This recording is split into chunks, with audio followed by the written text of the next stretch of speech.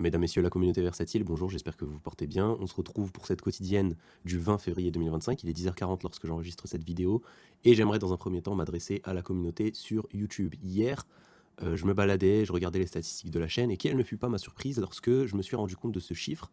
96% des gens qui consomment notre contenu, qui consomment les vidéos, ne sont pas abonnés, d'accord? Donc qu'est-ce que c'est que ce chiffre de déglingo ici? Voilà, j'aimerais prendre 30 secondes juste pour vous demander de vous abonner si jamais le contenu que vous regardez, que vous consommez vous plaît. Il ne faut pas oublier que voilà, c'est du contenu qui est 100% gratuit, qui, contrairement à beaucoup d'influenceurs, je n'hésite pas à vous montrer des outils comme le CBBI, comme Trueflation, là où d'autres personnes peuvent potentiellement vous faire payer hein, pour voilà, des formations, un accès à une communauté, etc., pour avoir accès à ce genre d'indicateurs.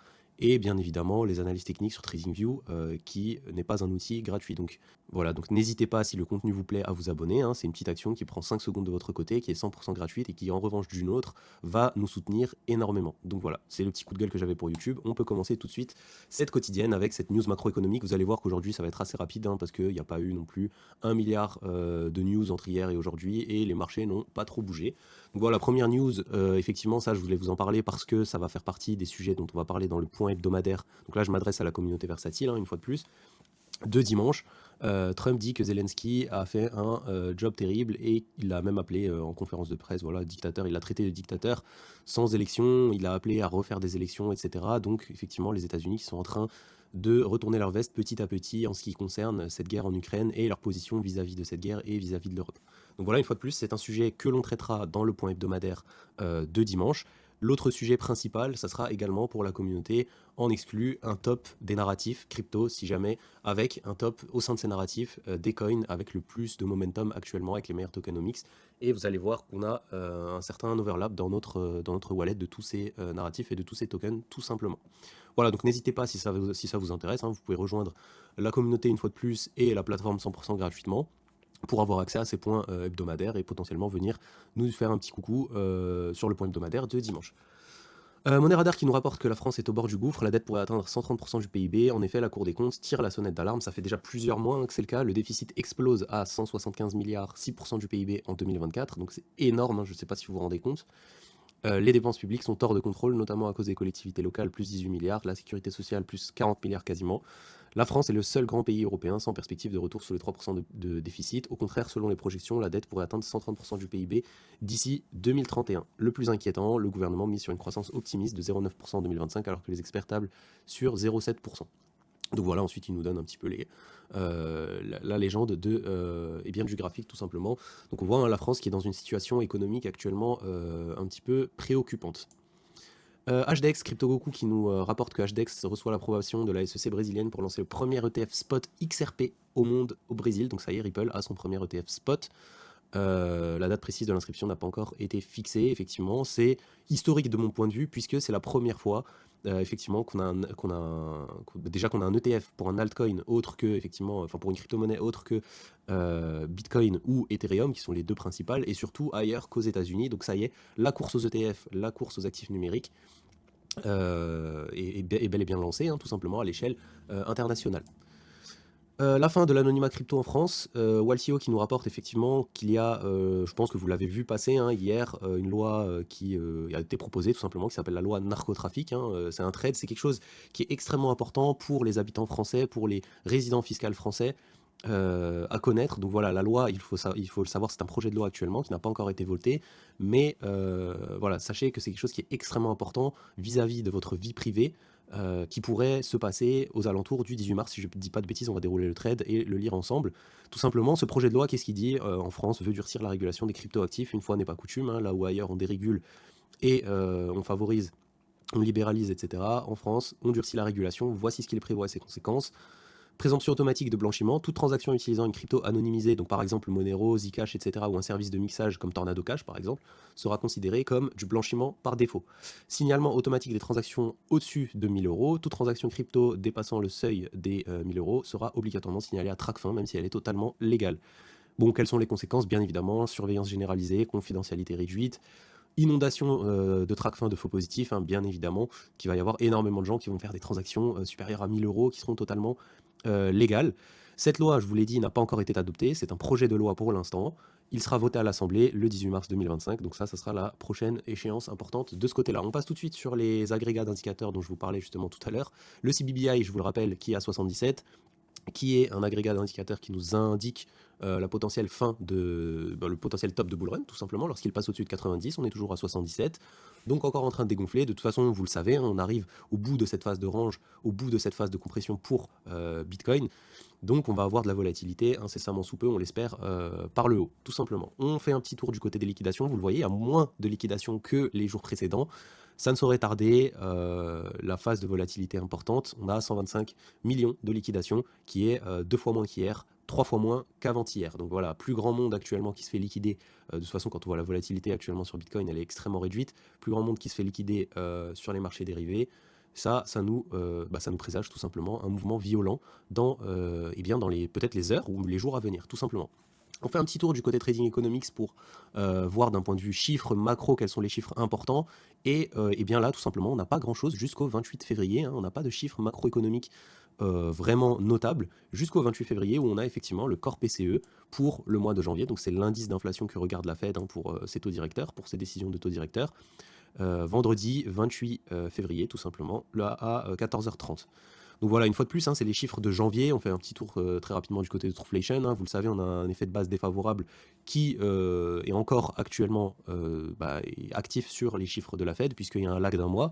En revanche, effectivement, vous l'avez vu, on a la chute de cette inflation qui est aux alentours des 2,3%, là où le US government a reporté 3%. Donc voilà, ça je vous l'ai dit, on en a déjà parlé. C'est quelque chose qui va se retranscrire d'ici une quarantaine de jours maintenant dans les chiffres de la Fed. Les chiffres du mois suivant qui seront importants, ça va être les chiffres en début du mois, je vous l'avais déjà dit, les chiffres de l'ISM manufacturier, vous le savez, l'ISM manufacturier, pardon.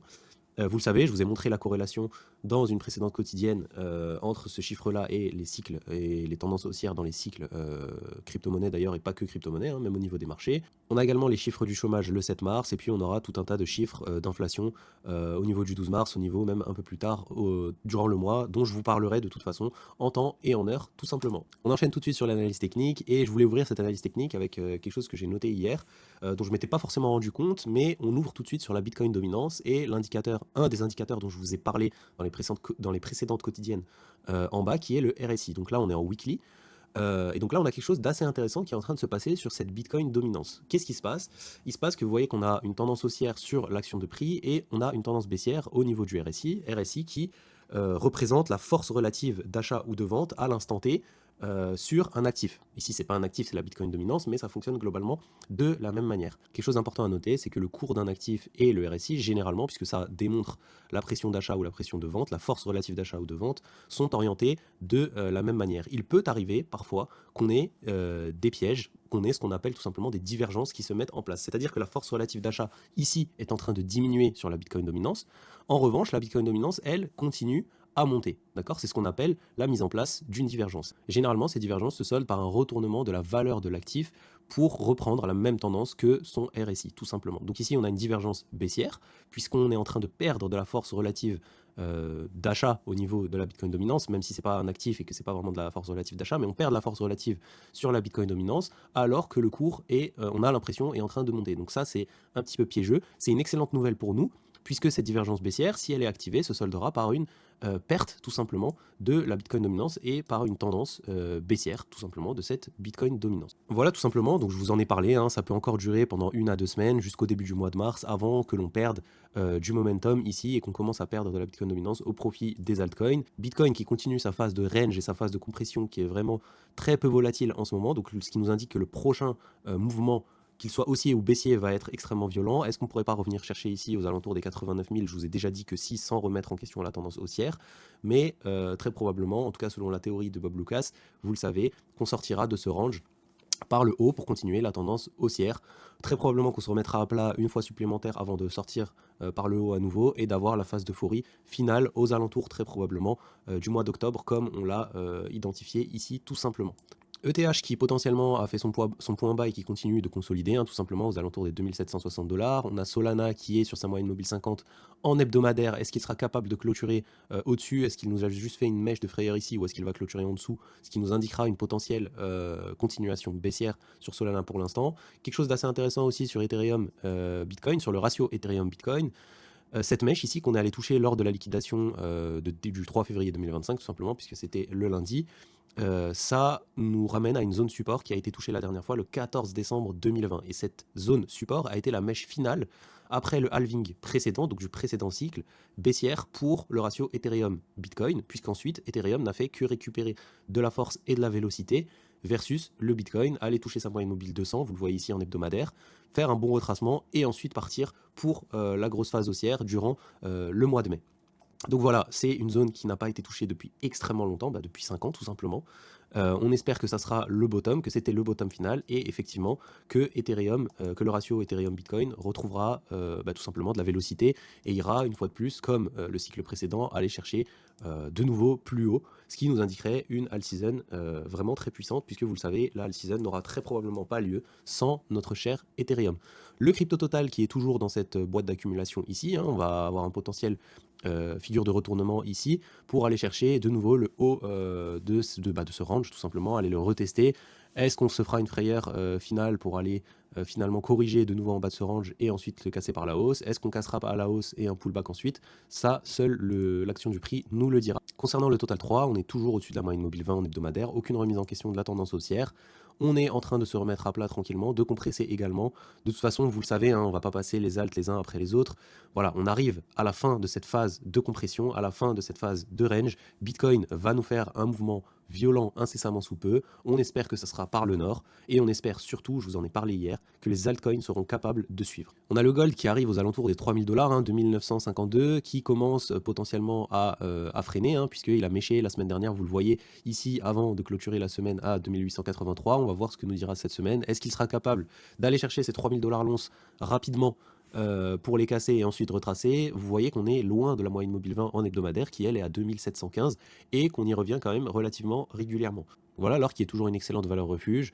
Bien évidemment qu'on est intéressé chez Versatile pour accumuler également de l'or, notamment en physique.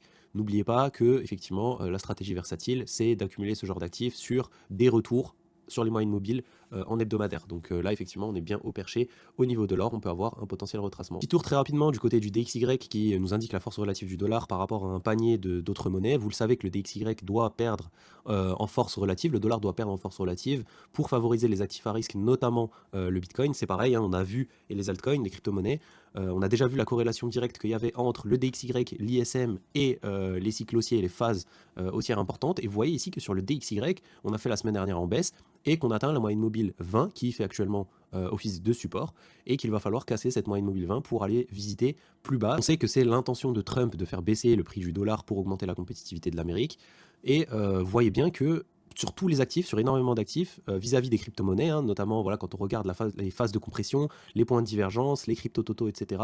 Maintenant aussi le DXY, on arrive sur des points de convergence qui sont vraiment extrêmement importants. Ici, lorsqu'on cassera effectivement cette moyenne mobile 20 en hebdomadaire, on pourra aller enfin un étage plus bas et ça donnera aussi du lest potentiellement pour la phase haussière qu'on a sur les crypto-monnaies. Et vous voyez qu'aujourd'hui, on commence la journée au niveau des cryptos légèrement dans le vert. Le crypto Fear and Greed qui est dans la zone neutre à 51, on peut potentiellement aller faire un petit tour dans la FIR ou dans l'extrême FIR. Bon, l'extrême FIR, j'y crois pas vraiment, mais dans la FIR, pourquoi pas. Mais vous voyez bien qu'on est en neutre alors que le cours du Bitcoin est à 97 000. Je ne sais pas si vous vous rendez compte de ça. Donc le sentiment de marché est complètement reset actuellement, et c'est ce que Bob Lucas nous disait dans son post X hier, alors que Bitcoin est à 97 000. Fin de cette phase de compression bientôt, on espère sorti par le haut, et surtout, on espère que nos altcoins seront capables de suivre ce mouvement, auquel cas il faudra sérieusement remettre en question notre thèse d'investissement sur les alts lors de ce cycle, mais on en discutera également dans le point hebdomadaire. Voilà pour cette quotidienne, j'espère qu'elle vous a plu, n'hésitez pas à me dire si c'est le cas dans les commentaires, n'hésitez pas à lâcher un petit like également, et sur YouTube, n'hésitez surtout pas à vous abonner, ça nous aide, c'est gratuit pour vous, et ça soutient la chaîne. Je vous souhaite une excellente après-midi, ciao ciao.